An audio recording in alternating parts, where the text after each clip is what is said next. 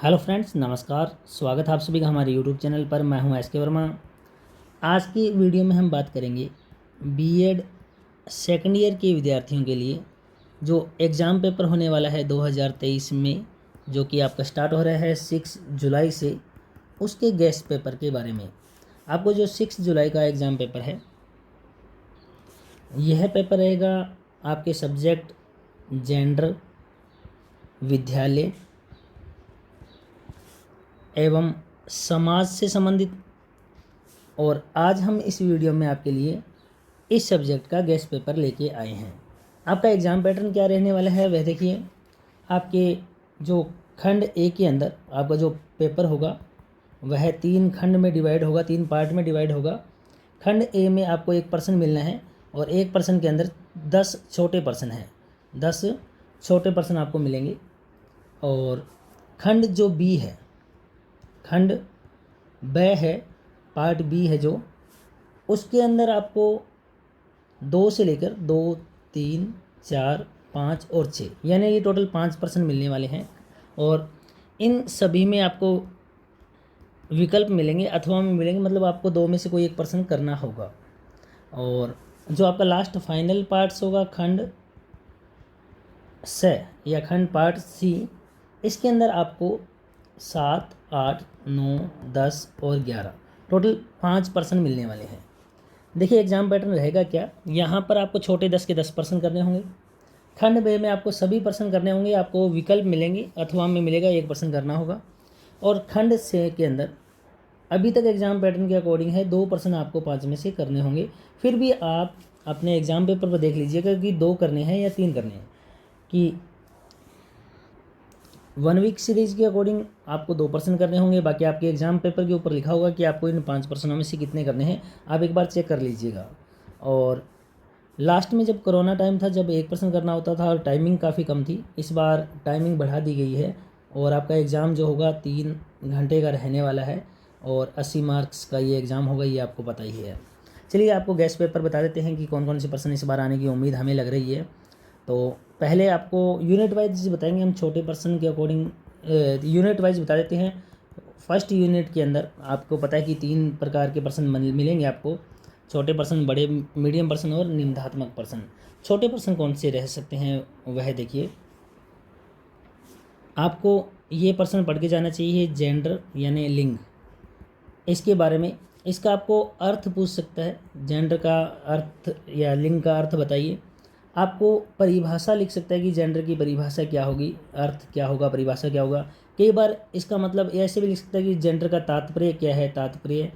कई बार ऐसा लिख सकता है अवधारणा क्या है, अवधारणा स्पष्ट करें। ये कुछ भी लिख दे, आपको बस एक इसका अर्थ अगर याद है तो आप ये कर पाओगे। और हाँ, परिभाषा में थोड़ा ज़्यादा है, किसी विद्वान का नाम लिख देना।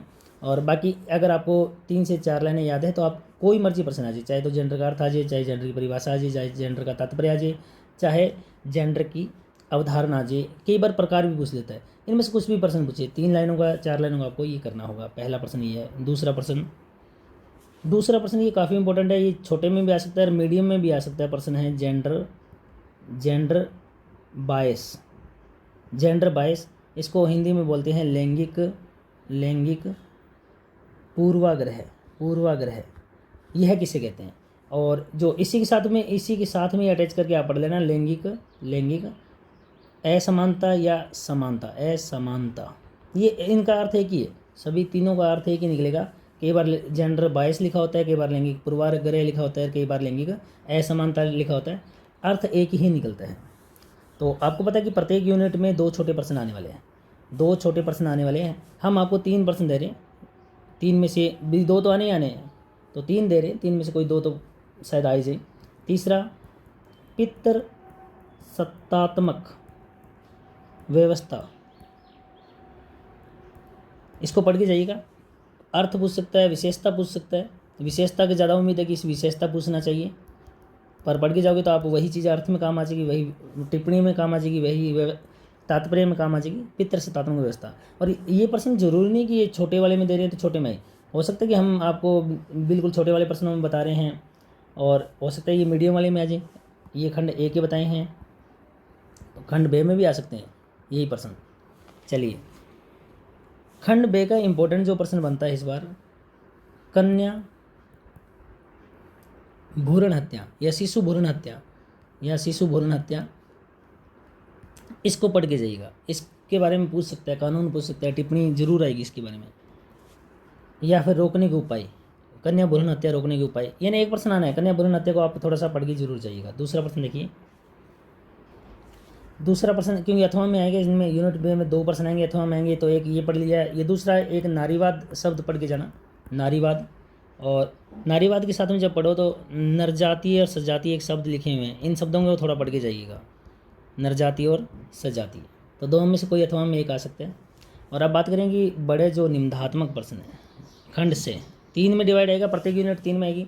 छोटे प्रश्न आपको ये बता दिए, बड़े वाले बीच वाले ये बता दिए। से के अंदर देखिए, सेकंड देखिए, जो आप यहाँ पहला छोटा प्रश्न याद किया ना, उसी को थोड़ा सा विस्तार से प्रश्न फिर मिल सकता है आपको।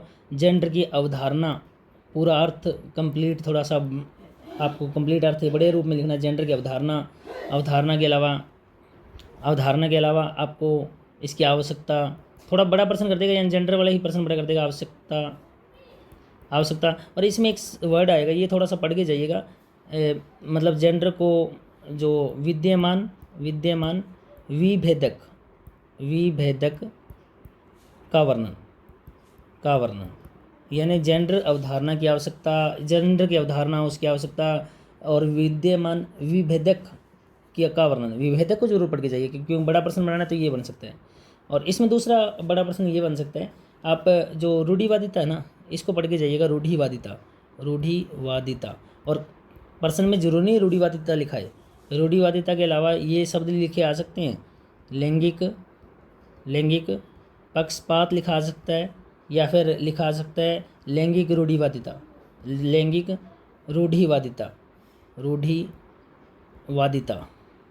ये शब्द लिखा आ सकता है। और कई बार तो कहेंगे इसकी अवधारणा, और कई बार अवधारणा शब्द बोलेंगे नहीं, ये बोलेंगे संप्रत्यय स्पष्ट कीजिए।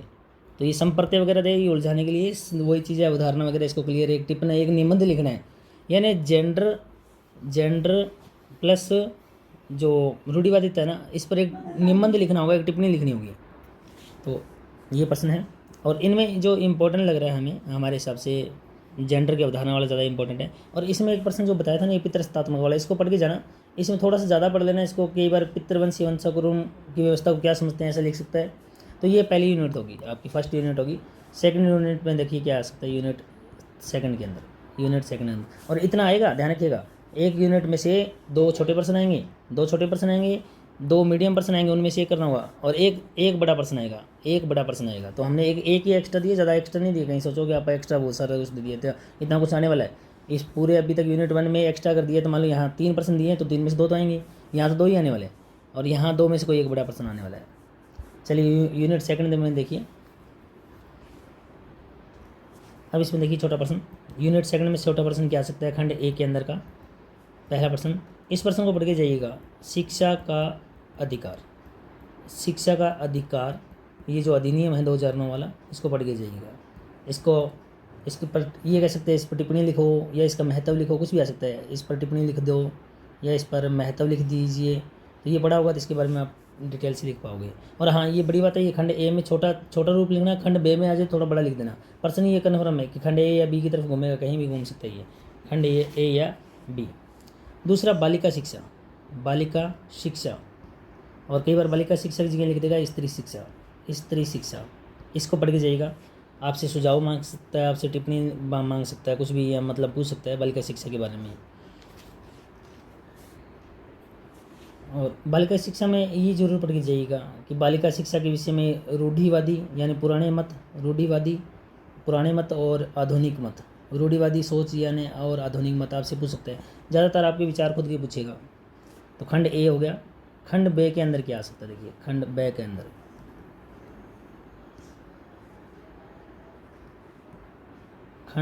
अंदर, देखिए क्या इंपॉर्टेंट है। खंड बे में ये ज़्यादा इंपॉर्टेंट है, ध्यान कीजिएगा। भारत में वर्तमान में महिलाओं की स्थिति,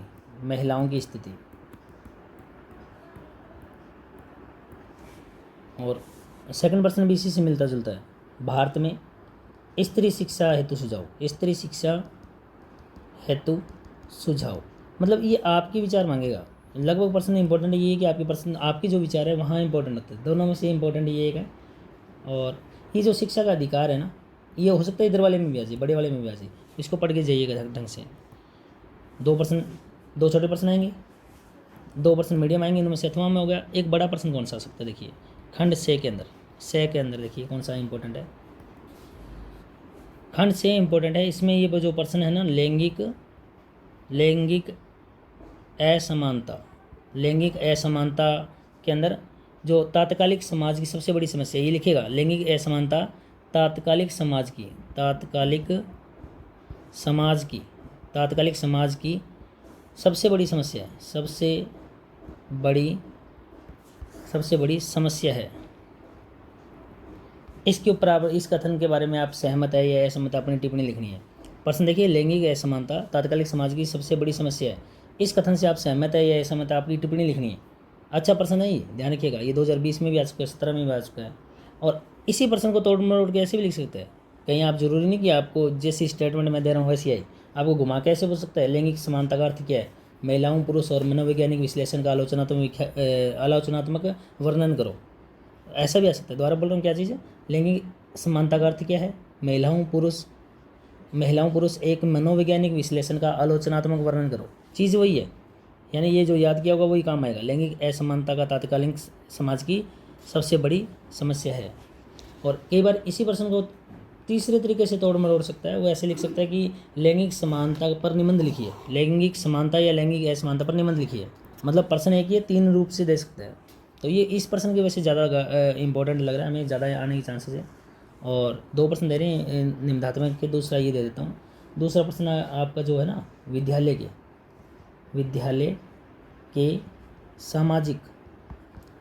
के सामाजिक वातावरण, क्योंकि विद्यालय संबंधी ज़्यादा पूछेगा, तो विद्यालय के सामाजिक वातावरण की विवेचना बड़ा मतलब निबंध लिखना आपको, विद्यालय के सामाजिक वातावरण की विवेचना। और जरूरी नहीं कि आपको विद्यालय लिखा हो, आपको ये भी लिखा आ सकता है कक्षा कक्ष, एक ही चीज़ होती है। कहीं आप इसको पढ़ लो और ये कल को प्रश्न आ जाए कि कक्षा कक्ष से तो कोई अलग आ गया, तो ये अलग नहीं है, वही प्रश्न है। कक्षा कक्ष की अंतःक्रियाएँ, मतलब जिस प्रकार इसके स्टेटमेंट कुछ और दे सकता है तो इसकी भी कुछ और दे सकता है, क्योंकि विद्यालय है, विद्यालय में क्या होगा, कक्षा कक्ष होगा। तो कक्षा कक्ष अंतःक्रियाओं महिलाओं और पुरुषों के अनुशासनात्मक भेद करने की प्रक्रिया में जेंडर की भूमिका का वर्णन करो। तो ये दोनों ही, चाहे विद्यालय के लिए आ जाए चाहे कक्षा कक्ष के लिए आ जाए, प्रश्न एक ही है। देखने में लगता है कि अलग अलग प्रश्न है, ठीक है। तो यूनिट 2 में से क्या आएगा, 2 छोटे प्रश्न आएंगे, 2 मीडियम प्रश्न आएंगे, दोनों में से एक करना होगा, और एक बड़ा प्रश्न आएगा, ठीक है। ये यूनिट 2 में इंपॉर्टेंट है। यूनिट 3 में देखिए, यूनिट 3 में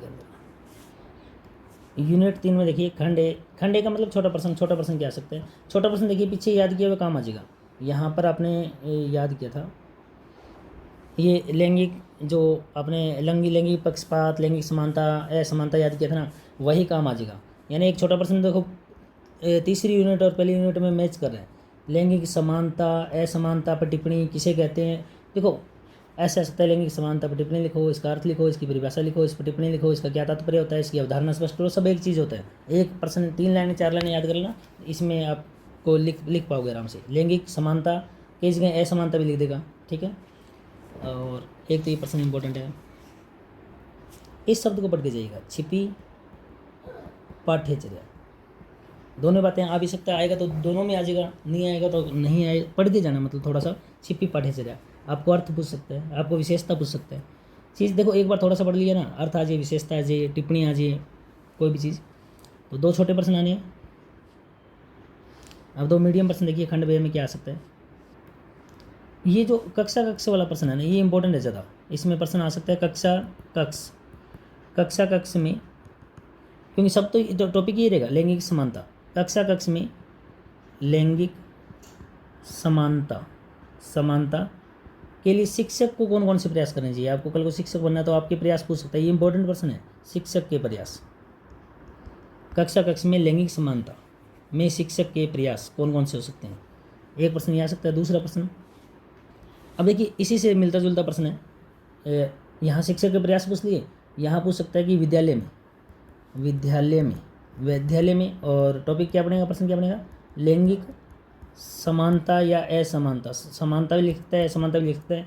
जैसे ये असमानता लिख दूँ मैं, लैंगिक असमानता किन आधारों पर परिलक्षित होती है, किन आधारों पर परिलक्षित होती है, यानी किन आधारों पर दिखाई देती है, कि ऐसे कौन से आधार है जिन पर हमें ये चीज़ दिखाई देती है कि विद्यालय में लैंगिक असमानता व्याप्त है। तो 2 प्रश्न हम इसको अथवा में आ सकते हैं। बड़ा प्रश्न देखिए तीसरा, खंड सेम में बड़े प्रश्न एक आएगा, कौन सा आएगा देखो। देखिए एक ही प्रश्न है, प्रश्न को कैसे दे सकता, तोड़ मरोड़ के। प्रश्न इतने ही है, विद्यालय में बालिकाएं असहज, बस प्रश्न इतना ही है कि विद्यालय के अंदर बालिकाएं असहज क्यों महसूस करती है।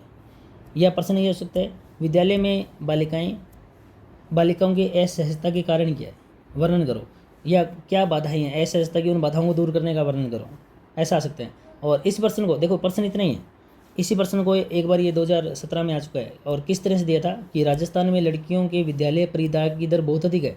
तो परित्याग क्यों करेगी, क्योंकि बालिकाएं ऐसे है विद्यालय में, और परित्याग की दर बहुत उच्च होने के कारण बताने थे कि क्या कारण है, किन कारणों के कारण बालिकाएं विद्यालय छोड़ रही है। और ये प्रश्न ज़्यादा इंपॉर्टेंट है, और ये अलग अलग स्वरूप में आ सकता है। तो प्रश्न इतना ही, विद्यालय में बालिकाएं असहज क्यों, बस। और दूसरा प्रश्न हम अथवा हम दे रहे हैं, क्योंकि एक ही आएगा, एक अथवा हम इसलिए दे रहे हैं कि आप 2 पढ़ के जाएंगे कम से कम। स्त्री शिक्षा जो समस्याएं, देखो अब विद्यालय छोड़ रही है तो कोई ना कोई समस्या होगी, तो समस्याएं जो होंगी उनके लिए क्या बना है, आयोग। उस आयोग की रिपोर्टिंग क्या है, उस आयोग की रिपोर्टिंग कौन कौन से आयोग बने, या तो ये कौन आयोग बोल दो या शिक्षा समितियाँ बोल दो, शिक्षा समितियाँ, कौन कौन सी शिक्षा समितियाँ बनी हैं, कौन कौन से आयोग बने हैं, उनकी रिपोर्ट क्या थी, मेन चीज़ है उनकी रिपोर्ट क्या थी।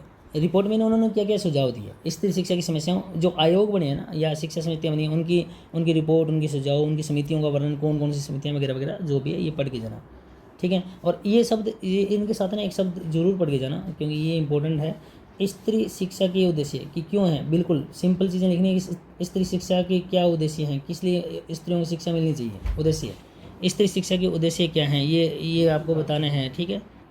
चलिए यूनिट 3 हो गया। यूनिट 3 में हर यूनिट में 2 प्रश्न छोटे प्रश्न आएंगे, 2 मीडियम आएंगे और 1 बड़ा प्रश्न आना है, ठीक है। चलिए यूनिट 4 में चलते हैं, यूनिट 4 के अंदर चलते हैं। और आपको बता देते हैं कि हम बता रहे हैं आपको बीएड सेकंड ईयर का guess paper, BEd second year का गेस्ट पेपर, और पेपर का नाम है जेंडर स्कूल एंड सोसाइटी। ये आपका एग्ज़ाम पेपर है जो कि 6 जुलाई 2023 को कंडक्ट होने वाला है। और एग्ज़ाम का टाइम आपको पता ही है, 11 से 2 रहने वाला है। इस बार 3 घंटे का एग्ज़ाम होगा, बीएड सेकंड ईयर, और इसका गेस्ट पेपर आपको बता रहे हैं। चलिए नेक्स्ट यूनिट 4 छोटा प्रश्न खंड ए। छोटा प्रश्न आ सकता है संस्कृति से, संस्कृति का तात्पर्य, संस्कृति का अर्थ पढ़ के जाइएगा जरूर, विशेषताएं भी पढ़ लीजिएगा संस्कृति से संबंधित।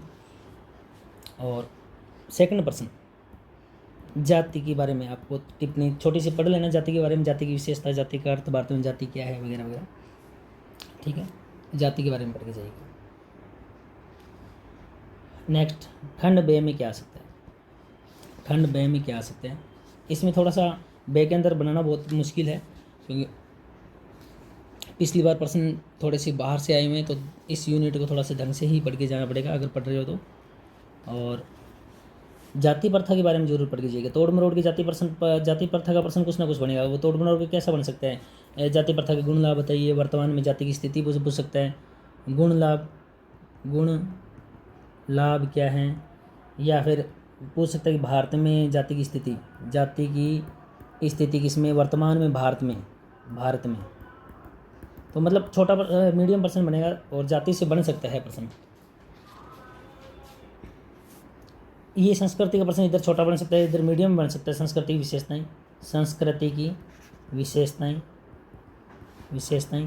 और इसी के साथ एक प्रश्न पढ़ लेना भी, लिंग निर्धारण में किस तरह से, मतलब संस्कृति और संस्थानों की भूमिका है। लिंग निर्धारण में संस्कृति और संस्थानों की विशेषता क्या है। दोनों में से कोई एक बन सकता है। जाति वाला प्रश्न इंपॉर्टेंट बन रहा है कि जाति वाला बन सकता है, और इस यूनिट में इतना स्ट्रॉन्ग नहीं बता सकते हम। ए बे और से देखिए तीसरा खंड, इसमें आपको लंबा चौड़ा अगर याद नहीं है तो लिख सकते हो, क्योंकि प्रश्न जो बन रहा है इंपॉर्टेंट, एक तो ये बन रहा है कि भारत में जाति, वापस वही प्रश्न जाति व्यवस्था निबंध लिखना है। भारत में जाति व्यवस्था की वर्तमान स्थिति, ये प्रश्न यहाँ यहीं दे दिया, इधर भी दे दिया, इधर भी दे दिया, इधर भी दे दिया, यानी एक ही प्रश्न है, तीनों साइड आप लिख सकते हो। भारत में जाति व्यवस्था, वर्तमान व्यवस्था, निबंध, इसका एक प्रश्न आ सकता है। इसके एक और प्रश्न इंपॉर्टेंट बन रहा है, वो प्रश्न है, ये ज़्यादा इंपॉर्टेंट है, ये प्रश्न थोड़ा देख के जाइएगा। जेंडर का विद्यालयों के साथ संबंध, जेंडर का विद्यालयों के साथ संबंध। इसके अलावा ये प्रश्न लगातार है, बालक बालिकाओं के संबंध, जेंडर का विद्यालयों के साथ संबंध, बालक बालिकाओं के संबंध, अध्यापक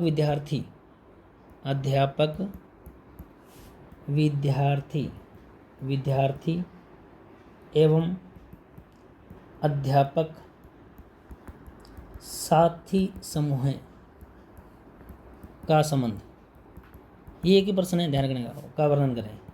देखो क्या चीज़, जेंडर की बात हो रही है, मतलब विद्यालयों के साथ संबंध कैसे, बालक बालिकाओं का आपस का संबंध, अध्यापिका विद्यार्थियों के साथ संबंध, और अध्यापक ग्रुप का संबंध आपस में।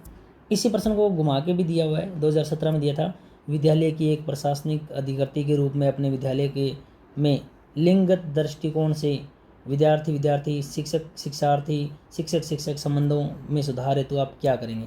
ये आप क्या करेंगे, ये शब्द जब आ रहा है ना, ये ज़्यादा इंपॉर्टेंट बन रहा है। तो यूनिट 4, 2 प्रश्न छोटे प्रश्न, 2 मीडियम प्रश्न और 2 बड़े प्रश्न, एक बड़ा प्रश्न करना होगा। यूनिट 4 होगी। फाइनल यूनिट देखिए यूनिट 5 में से क्या बन सकता है इंपॉर्टेंट।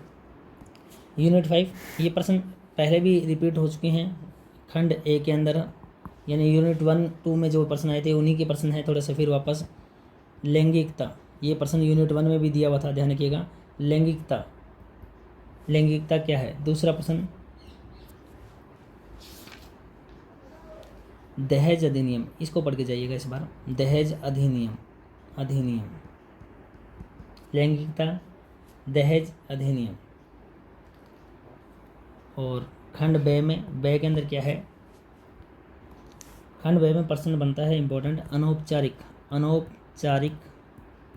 संस्थाओं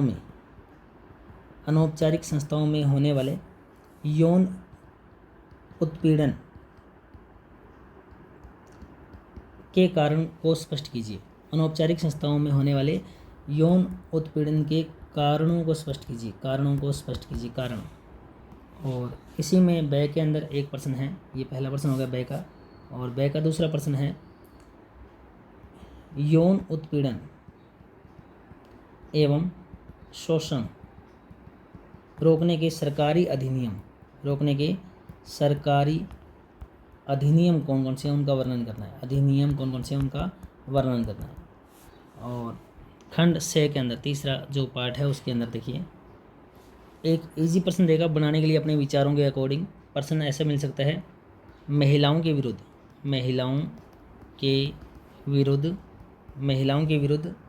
हिंसा के कारण विवेचना करनी होगी, टिप्पणी लिखनी होगी, उपाय पूछ सकता है, हिंसा के कारण क्या है, उनके उपाय के कारण क्या है।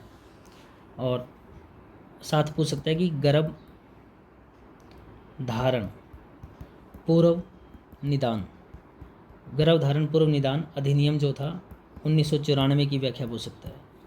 तो पहले रीजन तो ये कि ये प्रश्न इंपॉर्टेंट है कि इन महिलाओं के विरुद्ध जो यौन उत्पीड़न है, हिंसा के कारण क्या है, उनके उपाय के रीजन क्या है।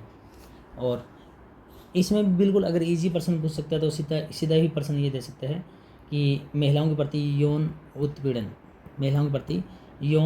उत्पीड़न यानी जो बलात्कार शब्द है उसके बारे में आपको वर्णन करने को कह सकता है, टिप्पणी लिखने को कह सकता है।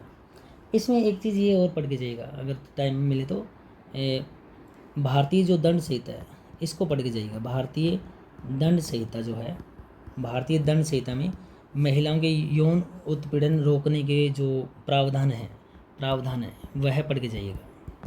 ठीक है, चलिए ये यूनिट 5 है। अब इन पांचों यूनिट में से आपको हमने बता दिया किस तरह से 2 छोटे छोटे प्रश्न, 2 मीडियम प्रश्न और 1 बड़ा प्रश्न आने की उम्मीद है। और बाकी आप अपने हिसाब से इन प्रश्नों को इनसे कम ज़्यादा कर सकते हो, कुछ अलग एक्स्ट्रा पढ़ के जा सकते हो। हम उम्मीद करते हैं कि आपके एग्ज़ाम में इनमें से बताए हुए प्रश्नों में काफ़ी कुछ आ जाए। हाँ, ये ध्यान रखिएगा, जैसे ही पेपर खोलोगे तो ये प्रश्न तो सारे करने होंगे आपको, छोटे प्रश्न सारे करने होंगे, मीडियम प्रश्न भी आपको अथवा में मिलेंगे, बड़े प्रश्न 5 हैं, पाँचों नहीं करने होंगे, ये ध्यान रखिएगा, ये देख लीजिएगा। और हमें उम्मीद है शायद 2 प्रश्न करने होंगे, आपको पहले पेपर में पता लीजिएगा 2 प्रश्न करने होंगे, और हो सकता है 3 करने हो, पर वो देख लीजिएगा, 2 की उम्मीद है। और 5 के 5 तो नहीं होगा, इतना कोई नहीं होगा कि 5 के 5 ही करने होंगे। चलिए, आपको यूनिट 1, यूनिट 2, यूनिट 3, 4 और 5 जो इम्पोर्टेंट बनता है वो बता दिया। फिर भी आपके पास अलग टाइम बचे तो आप एक्स्ट्रा ज़रूर पढ़ के जाइएगा। आज की इस वीडियो में इतना ही। नेक्स्ट एक अन्य वीडियो में फिर मुलाकात होगी, तब तक के लिए बाय, टेक केयर।